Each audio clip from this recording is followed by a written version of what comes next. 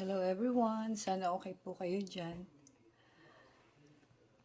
Natapos na nga po palang mag-snow and para po makagamit ng makapag-CR yung mga alaga po naming aso, kailangan po naming palahin po yung snow. And so yun po yung gagawin ko po ngayon. Si ano po kasi yung malaking aso, si Ganda, nakakapag CR po yun sa labas kasi like I said, yung ano niya po, legs mahaba po. But yung dalawa po, pagka po nag CR sila kasi nga po maikli po yung mga legs nila, bali yung puwet nila na ano po sa snow, nasasawsaw, kaya nahihirapan po silang makadumi. Kaya kailangan ko pong palahin. So tara po.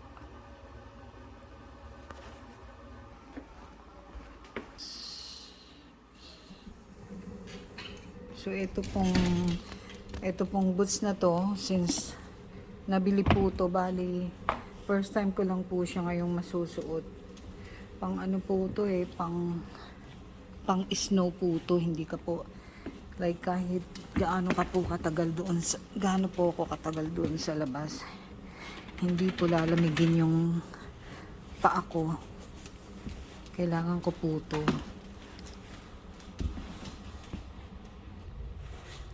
Tapos wala po akong gloves, kaya ito po yung gagamitin ko. So ayan po, nasuot ko na po yung pang construction boots ko. Hindi, biro lang po. Lalabas po ako. Ito po kasing si Ganda. Ano po? Ito si Ganda. Mahilig po siyang kalikot. So, ang ginawa niya po, na naman po siya. Naghuhukay na naman po siya dito sa mga sa garden. Nagtatry na naman po siyang, nag-i-start na naman po siyang maghukay. Kaya ang ginawa ko po, pinaglalagyan ko po ng para hindi niya po mahukay. So, ito po ginamit ko para po panangga sa paghuhukay niya. Nilagay ko po yung pala na yan. Pala po yan eh. Tapos may pala pa po dito na isa. Tapos ito po yung pang po ng snow na na rin po. Yan po, aray ko. Yan po. Pang po siya ng snow. Inano ko po yung ginamit ko pong pantakip. Yan po yung hinukay ni Ganda. Ini-start niya pong hukayin. Ito po yung pang pala ng snow. So ito po yung gagamitin natin para po makapaghukay po ako.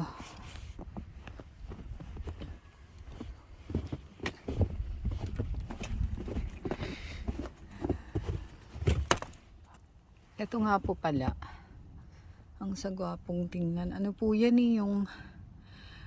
yung pang pang trap po ng mga kulisap like langaw. Yung para siyang rugby, tapos na po siya dyan, nadikit.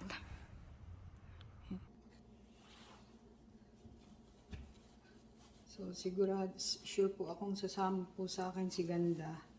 Wala po akong gloves na na okay, kaya ito po yung pagtsatsagaan kong gamitin.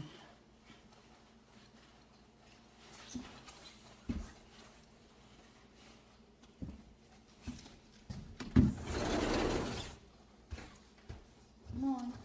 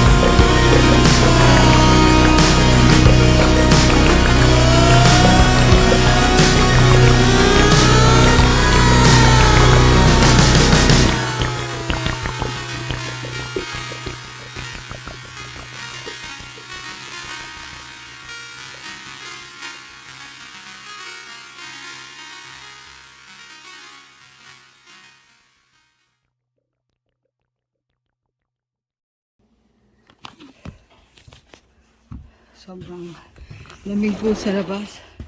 Sa loob po ng bahay namin. Mainit po. But ayan na po yung inano ko.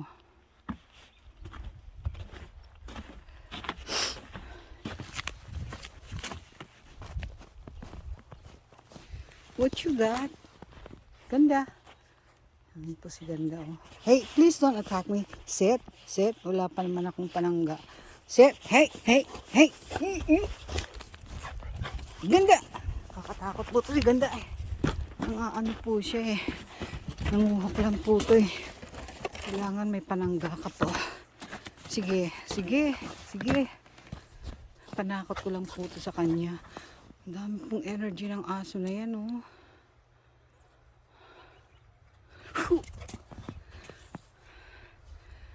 Pang ano po kasi yan si Ganda, eh, pambukid.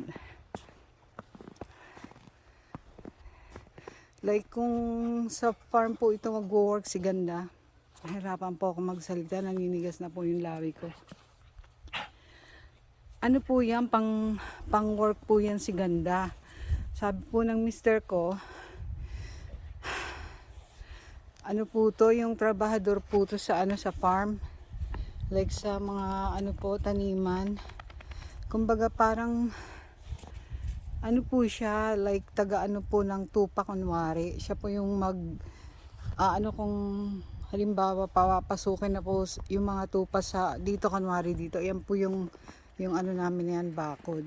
Kunwari papapasukin po dito yung mga tupa. Kumbaga si Ganda po yung na pasok na kayo. Siya po yung parang leader ganun. Ano po siya. Chismosa pa naman po yan. Ganun po siya. Pag may nakita po siyang kahit tao, sasakyan, o kahit po, anuhin niya po, usisain niya po. So, ayan po ang ayan po yung inano ko. Kailangan po kasi kapag hindi po makakadumi yung dalawa naming aso.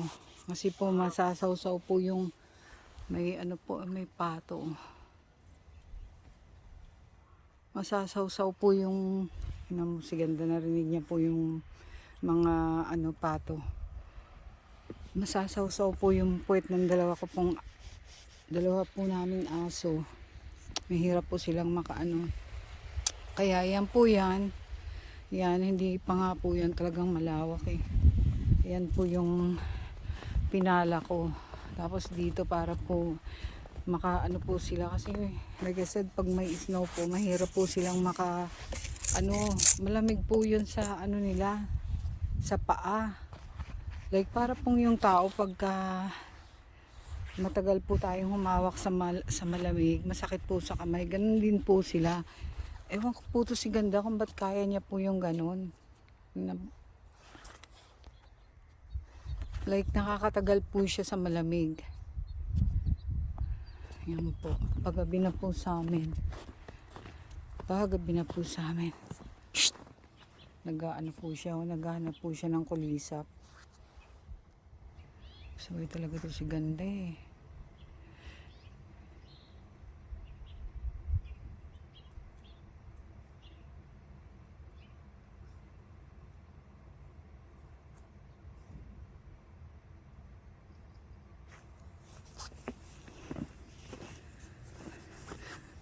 Pag nandito po yung dalawa kong apo, pwede ko po silang kalaruin dito. Kaya lang wala naman po sila dito.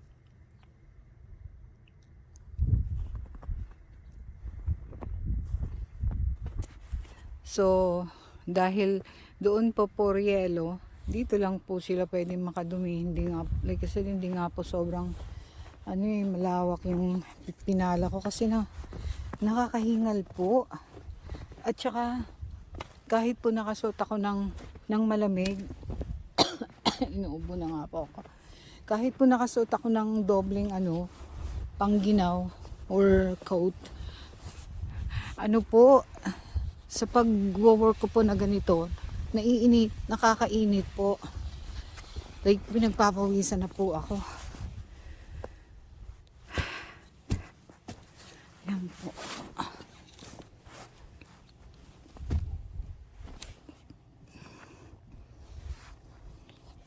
Dapat po si Ganda na lang po yung mag ano nito eh, kaw-kaw eh.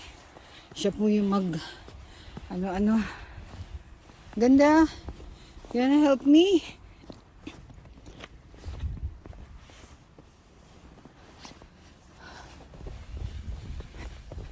Meron po kaming pang ano, yung machine, yung makina po na pang ano, pang tanggal po ng yelo. Hindi naman po ako marunong gumamit yun, tsaka takot po akong gumamit sa mga ganun, baka sumabog po yun. Yung mister ko po, may ginagawa po siya, busy po siya. Yung mister ko, nag-uusyoso po siya sa amin, oh. Ayan po siya, nakatayo po siya sa may ano, ewan ko kung nakikita, ayan po siya.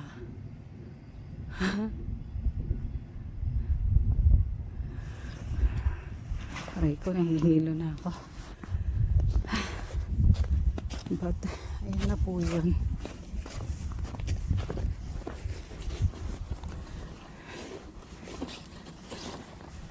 Pagka umulan po, matutunaw po agad ito.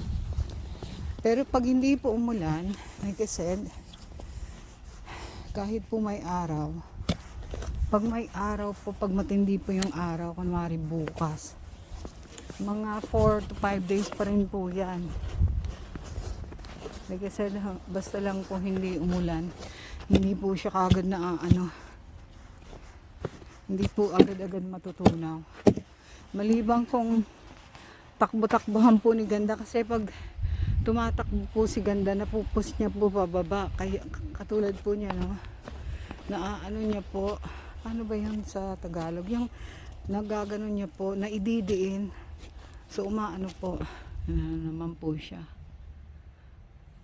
Dapat po ang trabaho nitong si Ganda, security guard po eh. Ang ba talaga, Ganda, pinaglolo ko mo kami? Ha? Nag-aano po siya kasi dyan po may mga kuneho po na nagtatago dyan. May mga yung parang daga, hindi po yun daga, ano lang itsurang daga. Ano po sila dito, nakikisilong po sila dito sa ano na to, dito po.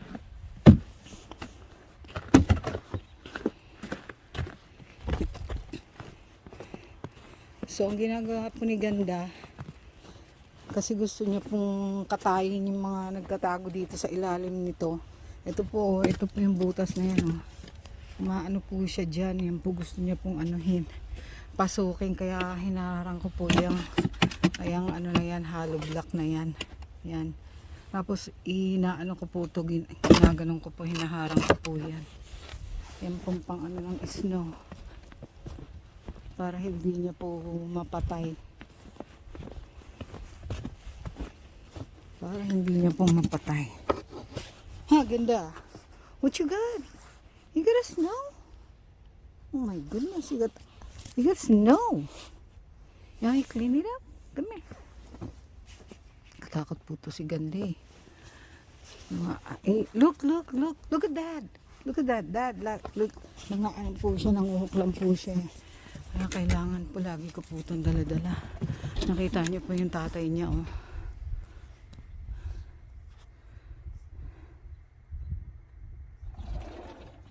Nilalamig na po ata siya, kaya ako po naiinitan po, kaya dito pa rin po ako, siguro mga 2 minutes pa po, nag-aano lang po, nagpapalamig. Kasi like I said po, ano rin po, nakakapawis din pong mag ano ng yelo na yan. Ito po yung likod po ng ano namin. Yan po.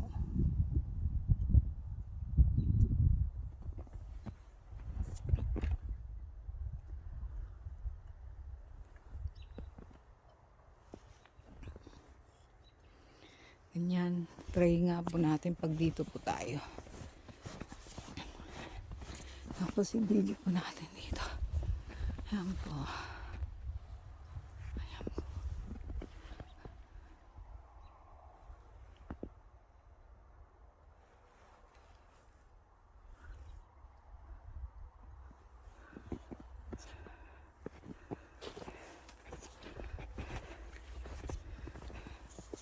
May ano po ako, may saklay po.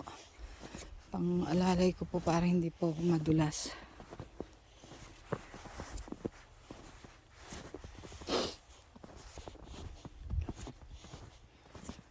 Pag pumunta po rito yung apo ko at hindi pa po tunaw to, maglalaro po yun si Kix. Maglalaroan niya po itong ginawa ko pong bundok.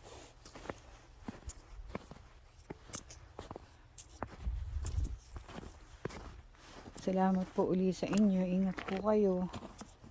Papasok na po ako sa amin. Lalamig na po ako.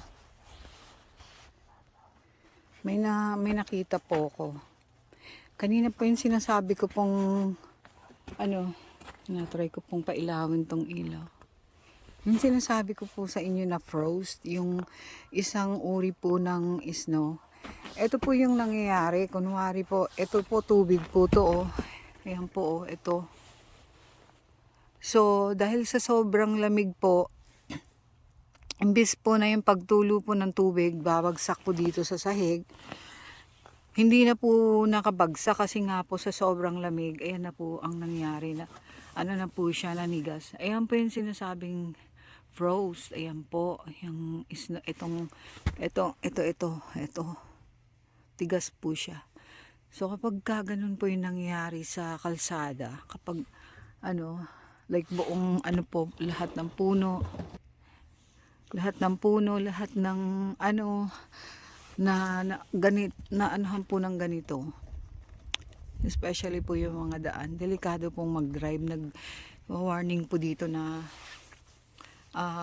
hanggat maaari wag pong lalabas yung mga tao like para mag-drive or kung ano man po yung kasi po yan nga po, ganito po oh, madulas po, yan po yung tingnan nyo po, ganyan po naninigas po, hindi po katulad nito, parang pang ice scramble lang po siya.